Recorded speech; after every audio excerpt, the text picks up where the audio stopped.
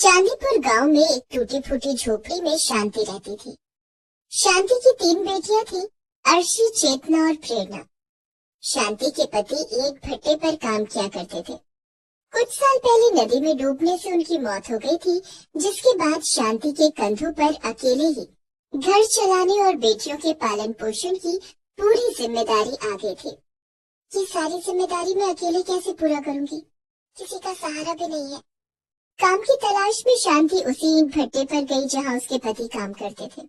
उसे देखकर एक भट्टे का मालिक बोला, इस काम में तो बहुत मेहनत लगेगी, तुम नहीं कर पाओगी। मालिक आप बेफिक्र रहे, मैं आपका काम करूंगी। पति की मौत के बाद बेटियों की जिम्मेदारी मुझे ही उठानी है। मेहनत तो करनी ही पड़ेगी। ठीक है, कल से काम पर आ जाना और पगार काम पूरा होने पर ही मिलेगा। ठीक है मालिक। काम बहुत मेहनत का था। कड़ी धूप में ईंट ढोने से शांति के हाथ पैर खराब होने लगे थे और शांति कमजोर होने लगी थी। शांति की बड़ी बेटी अर्शी 12 साल की थी। उसकी दोनों छोटी बेटियां चेतना और प्रेरणा 10 साल और 8 साल की थी। पिता की मौत के बाद तीनों बहनों की पढ़ाई छूट गई थी। बेटा, मैं चाहती हूँ कि तुम तीनों बहनें पढ़ लिख कर अफसर बनो। मैं भी पढ़ना चाहती हूँ माँ, लेकिन हम स्कूल की फीस कैसे भरेंगे? हमारे पास तो खाने के लिए भी पैसे नहीं है। भगवान पर भरोसा रखो बेटा, सब कुछ जल्दी ही ठीक हो जाएगा। ईंट भट्टे का मालिक शांति पर बुरी नजर रखता था। मालिक, काम खत्म हो गया है, अब मैं जाऊं? काफी देर हो गई है। अभी काम खत्म नहीं हुआ है, तुम्हें तो घर जाने की जल्दी रहती है। मुझे काम करने वाले लोग चाहिए। जी मालिक। जब सारे मजदूर चले जाएंगे तब तुम चली जाना। वो शांति के ऊपर बेवजह चीखता चिल्लाता रहता था और समय से पैसे भी नहीं देता था। मालिक, आज के पैसे दे देते। आज पैसे खत्म हो गए हैं, तुम पैसे कल ले लेना। एक दिन शांति की तबीयत ठीक नहीं थी। उस दिन उसका काम पर जाने का बिल्कुल मन नहीं था, लेकिन काम पर नहीं जाने का मतलब आज के पैसे भी नहीं मिलेंगे और घर में चूल्हा भी नहीं चलेगा। ये सोचकर शांति किसी तरह से उठी और नहा धोकर काम पर निकल गई। तबीयत खराब होने के कारण शांति को चक्कर आ जाता है और उसके सिर से सारी ईंटें उसके पैर पर गिर जाती हैं। उसके पैर से काफी खून बह रहा था। ये देखकर वहाँ काम कर रहे दूसरे मजदूर आ जाते हैं। अरे, इसे तो चोट लग गई है, काफी खून बह रहा है। तभी ईंट भट्टे का मालिक वहाँ आता है और गुस्से में चिल्लाने लगता है, सारा ईंट बर्बाद कर दिया है, मेरा नुकसान कर दिया। मैंने पहले ही कहा था ये काम तुमसे नहीं हो पाएगा। मालिक, मुझे माफ कर दीजिए। दरअसल आज मेरी तबीयत खराब है, इसलिए मुझे चक्कर आ गया, जिस वजह से सारी ईंटें गिर गईं। अब निकल जाओ यहाँ से। मालिक, मुझे थोड़े से पैसे दे दीजिए, इलाज करवा लूंगी। पैसे चाहिए तो आओ मेरे घर आके पैसे ले जाना। शांति मालिक की बात समझ गई और बिना पैसे लिए वहाँ से चली गई। शांति घर की ओर निकल पड़ी। रास्ते में उसके पति के दोस्त अशोक ने उसे देख लिया और कहा, अरे भाभी, आपके पैरों में ये चोट कैसे लग गई? क्या बताऊं भैया, पैरों पर ईंट गिर गई जिससे चोट लग गई और मालिक ने गुस्से में काम से भी निकाल दिया। भाभी, आपके पैरों से तो बहुत खून निकल रहा है, आप पहले अस्पताल चलो, आपका इलाज करवा दूंगा। अरे नहीं भैया, मेरे पास इलाज के लिए पैसे नहीं है। ये अपने आप ठीक हो जाएंगे। अरे नहीं, अपने आप कैसे ठीक हो जाएंगे? आप चलो मेरे साथ, पैसे की फिक्र आप मत करो। अशोक शांति को एक सरकारी अस्पताल में ले जाता है। वहाँ वो शांति के पैरों का इलाज करवाता है और दवाइयाँ दिलाकर उसे घर पहुँचा देता है। तभी शांति की तीनों बेटियां उसके पास आ जाती हैं और शांति के पैरों में बंधी पट्टी देखकर घबरा जाती हैं। माँ, ये तुम्हारे पैरों में क्या हुआ? ये चोट कैसे लग गई? कुछ नहीं बेटा, ठीक हो जाएगा, तुम परेशान मत हो। अर्शी बहुत समझदार थी। वो समझ गई थी कि माँ घर का खर्चा चलाने के लिए परेशान है। अर्शी ने शांति को समझाते हुए कहा, तुम चिंता मत करो माँ, भगवान हमारी मदद जरूर करेंगे। देखना, एक दिन सब ठीक हो जाएगा। इतना कहकर अर्शी उसी समय पास के स्कूल में गई जहाँ वो पहले पढ़ने जाती थी। वहाँ उसने स्कूल की प्रिंसिपल से मिलकर खुद के लिए काम मांगा। तुम क्या काम कर सकती हो? तुम तो अभी बहुत छोटी हो। मैडम, मैं यहाँ साफ सफाई का काम कर दूंगी, आप मुझे काम पर रख लीजिए। और अर्शी प्रिंसिपल से मिन्नतें करने लगी। प्रिंसिपल ने उसे स्कूल में साफ सफाई के काम के लिए रख लिया। अब अर्शी रोज उस स्कूल में जाती और वहाँ साफ सफाई का काम करती थी। अर्शी साफ सफाई का काम खत्म करने के बाद स्कूल के बच्चों को पढ़ते हुए देखती थी और खुश होती थी। एक दिन प्रिंसिपल ने उसे देख लिया। प्रिंसिपल ने उसे अपने पास बुलाया और कहा, तुम पढ़ना चाहती हो? जी मैडम। अर्शी फिर कहती है, मेरी दो छोटी बहनें भी हैं, वो भी पढ़ना चाहती हैं। ठीक है, कल तुम अपनी मम्मी और दोनों छोटी बहनों को यहाँ लेकर आना। ठीक है मैडम। अगले दिन अर्शी, शांति और दोनों छोटी बहनों को लेकर स्कूल आती है। शांति, आज से स्कूल की साफ सफाई और देखरेख का काम तुम करोगी। आज से तुम्हारी तीनों बेटियां इस स्कूल में पढ़ेंगी। मैडम आपका बहुत बहुत धन्यवाद। अब शांति अपनी तीनों बेटियों को लेकर स्कूल जाती थी। वो स्कूल की साफ सफाई और देखरेख का काम करती और उसकी बेटियां स्कूल में पढ़ाई करती थी। स्कूल से आने के बाद शांति का बाकी का समय यूं ही खाली गुजरता था, जिसे वो बेकार नहीं जाने देना चाहती थी। मैडम, मैं स्कूल का काम खत्म करने के बाद हॉस्टल की साफ सफाई का भी काम करूंगी। बदले में आप मुझे थोड़े पैसे और दे दीजिएगा। तुम हॉस्टल का काम तो कर सकती हो, लेकिन इसके बदले में तुम्हें पैसे नहीं मिलेंगे। फिर क्या मिलेंगे मैडम? तुम्हारी बेटियां पढ़ाई में बहुत तेज और होनहार है। तुम्हारे काम के बदले में मैं इन्हें अलग से ट्यूशन पढ़ाऊंगी, जिससे तुम्हारी बेटियां पढ़ लिख कर अफसर बन जाएंगी और इनकी स्कूल की फीस भी फ्री हो जाएगी। प्रिंसिपल की बात सुनकर शांति बहुत खुश हो जाती है। धन्यवाद मैडम। शांति की बड़ी बेटी अर्शी अब थोड़ी बड़ी और समझदार हो गई थी। माँ, मैं स्कूल के छोटे बच्चों को ट्यूशन पढ़ाऊंगी और उससे मिले पैसों से घर का खर्चा चलाने में तुम्हारी मदद करूंगी। वाह मेरी बच्ची।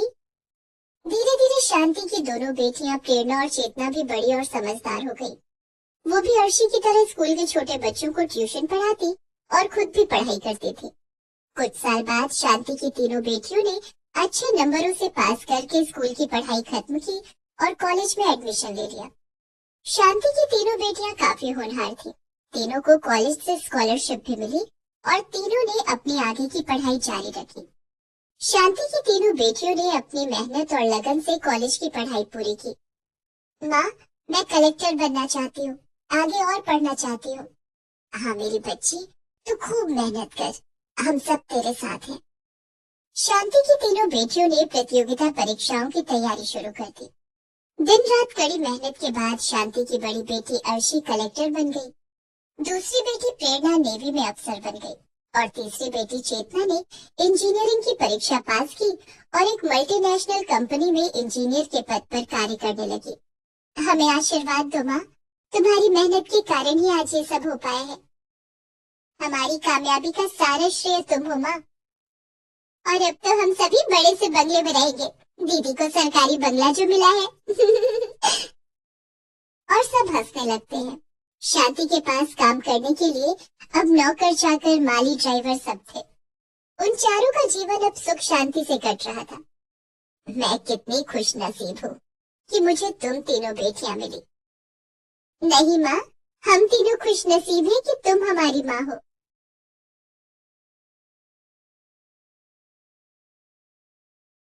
मालती ने एक हादसे में अपने पति को कई साल पहले खो दिया था।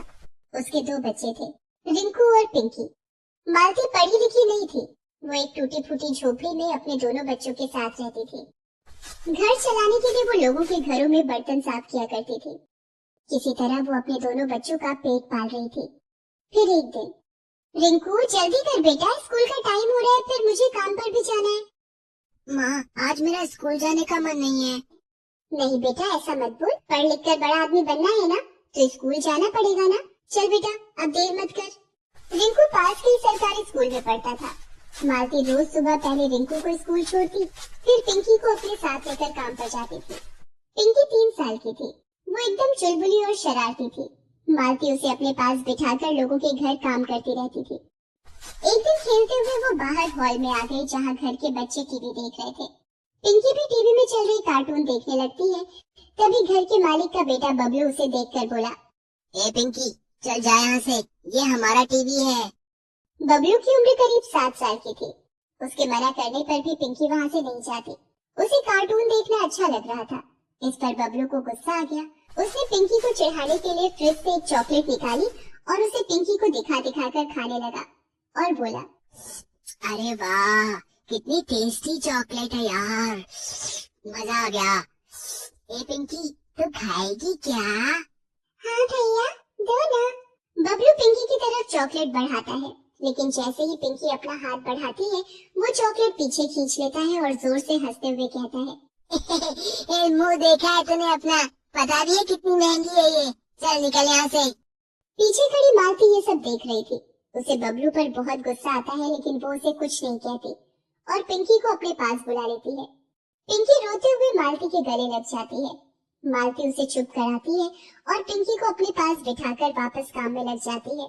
इतने में घर की मालकिन उसके पास आती है और उससे कहती है, मालती, इस पन्नी में खाना है, कल रात बच गया था, तू ले जा, अपने बच्चों को खिला देना। मालती चुपचाप वो खाना ले लेती है। गरीबी ने उसे मजबूर कर दिया था। वो अपने बच्चों की परवरिश बहुत अच्छे से करना चाहती थी, लेकिन उसके लिए ये बहुत मुश्किल था। वो हर वक्त चिंता में डूबी रहती थी, जिससे उसकी तबीयत भी खराब रहने लगी। ज्यादातर बीमार रहने की वजह से कई लोगों ने उससे काम कराना बंद कर दिया। अब तो हालात और खराब हो गए। नौबत ये हो गई कि उसे बचे कुचे खाने से ही अपने दोनों बच्चों का पेट भरना पड़ रहा था। वो खुद कुछ भी नहीं खाती थी, जो कुछ मिलता उसे बच्चों को ही खिला देती थी। इस वजह से मालती की हालत दिन ब दिन और खराब होती गई और एक दिन वो चक्कर खाकर गिर पड़ी और फिर कभी नहीं उठी। पिंकी और रिंकू अब अनाथ हो गए थे। उनका ख्याल रखने वाला अब कोई नहीं था। रिंकू बड़ा था, उसने खुद को संभाल लिया था, लेकिन पिंकी इस सब के लिए बहुत छोटी थी अभी। भैया, माँ कहाँ है? बताओ ना भैया, मुझे बहुत भूख लगी है। पिंकी, माँ हमसे बहुत दूर चली गई है, लेकिन तू रो मत, खाना मैं लाऊंगा। रिंकू अपनी बहन पिंकी का हाथ पकड़कर निकल पड़ता है खाने की तलाश में, पर उसके पास ना तो पैसे थे और ना ही पैसे कमाना वो जानता था। दोनों बच्चे भूख से बेहाल होटलों के बाहर यहाँ वहाँ घूमने लगते हैं। तभी उनकी नजर एक बूढ़े आदमी पर पड़ती है जो होटल के बाहर बैठकर कुछ खा रहा था। रिंकू उन बूढ़े बाबा के पास जाकर कहता है, बाबा, बहुत भूख लगी है, कुछ खाने को दे दो ना। पिंकी भी ललचाई आंखों से बूढ़े बाबा के खाने को देख रही थी। इससे पहले ही बूढ़ा आदमी कोई जवाब देता, पिंकी उसके हाथ से खाना छीनकर खाने लगती है। ये देखकर बूढ़े बाबा रिंकू से कहते हैं, बेटा, कौन हो तुम लोग, कहाँ से आए हो, तुम्हारे घर वाले कहाँ हैं? रिंकू बूढ़े बाबा को अपने बारे में सब कुछ बताता है। बूढ़े बाबा दोनों बच्चों की मदद करना चाहते थे, लेकिन सच तो ये था कि वो खुद होटल का फेंका हुआ खाना खा रहे थे, जिसे पिंकी ने उनके हाथों से छीन लिया था। फिर भी बूढ़े बाबा ने दिल मजबूत किया और रिंकू और पिंकी को अपने साथ रख लिया और रिंकू से बोले, चलो बच्चों, इस दुनिया में ना तुम्हारा कोई है और ना ही मेरा, आज से हम साथ रहेंगे। बूढ़े बाबा के पास अपना कोई घर नहीं था। वो तो फुटपाथ पर रहते थे और लोगों से भीख मांगकर तो कभी लोगों द्वारा फेंका हुआ खाना खाकर अपना पेट भरते थे। रिंकू और पिंकी उन्हें अपने साथ अपनी झोपड़ी में लेकर जाते हैं और फिर तीनों वहीं एक साथ रहने लगते हैं। बूढ़े बाबा बुजुर्ग भी थे और कमजोर भी, लेकिन फिर भी उन्होंने दोनों बच्चों का बहुत अच्छे से ख्याल रखा। वो दिन भर भीख मांगते, होटलों के बाहर से खाना उठाते और फिर उस खाने को बच्चों के साथ बांट कर खाते थे। इस तरह कुछ दिन तो खाने का जुगाड़ हो गया, लेकिन फिर बूढ़े बाबा की तबीयत बहुत खराब रहने लगी। रिंकू ने बूढ़े बाबा को घर से बाहर जाते देखकर उनसे कहा, कहाँ जा रहे हो बाबा? आपको तो तेज बुखार है, आज मुझे जाने दो, मैं सबके लिए खाना लेकर आऊंगा। नहीं बेटा, नहीं, मैं ठीक हूँ। तुम घर पर रहो पिंकी के साथ, मैं जाता हूँ और कुछ लेकर आता हूँ खाने के लिए। बाबा झोपड़ी के बाहर निकले ही थे कि अचानक बेहोश होकर जमीन पर गिर गए। दोनों बच्चे उन्हें सहारा देकर बिस्तर पर लेटाते हैं और बाबा को पानी पिलाते हैं। थोड़ी देर बाद बाबा को होश तो आ जाता है, लेकिन अब भी वो खड़े होने की हालत में नहीं थे। रिंकू को समझ आ गया था कि अब उसे ही कुछ करना होगा। वो पिंकी को बाबा के पास छोड़कर घर से बाहर निकल जाता है। वो पूरा दिन इधर उधर भटकता है, लेकिन उसे खाने के लिए कुछ भी नहीं मिलता। अचानक उसे एक बेकरी की दुकान दिखाई देती है। वो चुपचाप एक ब्रेड का पैकेट उस दुकान से चुरा लेता है। घर पहुंचकर वो देखता है कि पिंकी एक सूखी सी रोटी खा रही है। रिंकू उससे कहता है, पिंकी, ये क्या खा रही है तू? कहाँ से लाई ये रोटी? भैया, बाहर जो टॉमी घूमता है ना, एक अंकल उसके लिए ये रोटी डाल गए थे। टॉमी ने उस रोटी को सूंघा, लेकिन पता नहीं क्यों उसने ये रोटी खाई नहीं। मुझे बहुत भूख लग रही थी भैया, इसलिए मैंने ये रोटी उठा ली। भैया, टॉमी को बुरा लगा होगा क्या मैंने उसकी रोटी उठा ली तो? पिंकी की सुनकर रिंकू की आंखों में आंसू आ जाते हैं। वो पिंकी को गले से लगा लेता है और उससे रोटी लेकर बाहर फेंक देता है। फिर उसे ब्रेड के पैकेट से ब्रेड निकाल कर खाने को देता है। पिंकी बड़े मन से ब्रेड खाती है और उसे खाते देखकर रिंकू को बहुत सुकून मिलता है। रिंकू बची हुई ब्रेड बूढ़े बाबा को खिला देता है और खुद भूखा ही रहता है। ऐसे ही एक दिन खाने की तलाश में भटकते रिंकू और पिंकी एक पार्क में पहुंचे। पार्क में लगे झूलों को देखकर पिंकी ने रिंकू से कहा, भैया देखो ना कितने अच्छे झूले हैं, मुझे भी झूलना है इनमें। चल पिंकी, मैं तुझे झुलाता हूँ। रिंकू पिंकी को लेकर पार्क के अंदर जाने की कोशिश करता है, लेकिन वहाँ का गार्ड उन्हें अंदर नहीं जाने देता। फिर दोनों पीछे की दीवार फांदकर पार्क के अंदर चले जाते हैं। कुछ देर झूला झूलने के बाद दोनों देखते हैं कि पार्क के कोने में मोहल्ले के बच्चे आवारा जानवरों के लिए अपने अपने घरों से रोटी लाकर रख रहे थे। ये देखकर पिंकी रिंकू से कहती है, भैया देखो ना कितनी सारी रोटियां हैं, बाबा ने कल से कुछ नहीं खाया और मुझे भी भूख लगी है। चलो ना ये रोटियां लेकर चलते हैं घर, किसी को खानी होती तो यहाँ छोड़कर थोड़ी ही जाता। रिंकू जानता था कि वो रोटियां जानवरों के लिए थी, लेकिन पिंकी को मना करने की भी उसकी हिम्मत नहीं हुई। मजबूर होकर उसने पिंकी के साथ वो सारी रोटियां उठाई और उन्हें घर ले गया। तीनों ने वही रोटियां खाकर अपनी भूख शांत की। अब रिंकू और पिंकी दोनों छिपकर उस पार्क में जाने लगे और जैसे ही वहाँ खूब सारी रोटियां इकट्ठा हो जाती, दोनों उन्हें उठाकर घर ले आते। कई दिनों तक ऐसे ही चलता रहा, लेकिन एक दिन एक बच्चे ने उन्हें ऐसा करते देख लिया। उन्हें देखते ही बच्चे ने शोर मचाना शुरू कर दिया। वो देखो, उन दोनों को हमारी रोटियों को उठा रहे हैं, कितने बुरे हैं ये, बेचारे कुत्तों का खाना ले रहे हैं, इन्हें तो मजा चखाना ही पड़ेगा। वो बच्चे अपने सारे दोस्तों के साथ मिलकर रिंकू और पिंकी का पीछा करते हैं। वो देखते हैं कि रिंकू और पिंकी उन रोटियों को न सिर्फ खुद खा रहे थे, बल्कि बीमार पड़े बूढ़े बाबा को भी खिला रहे थे। ये सब देखकर सभी बच्चों का दिल पिघल जाता है। सारे बच्चे अच्छे घरों से थे। उन्होंने रिंकू और पिंकी के बारे में अपने माता पिता को बताया। सभी ने रिंकू और पिंकी की मदद करने का फैसला किया। बच्चे अपने माता पिता के साथ रिंकू और पिंकी की झोपड़ी के पास पहुंचे। इतने सारे लोगों को देखकर रिंकू ने डरते हुए उनसे पूछा, आप लोग यहाँ क्यों आए हैं? हमें माफ कर दीजिए, आगे से हम नहीं उठाएंगे वहाँ से रोटियाँ।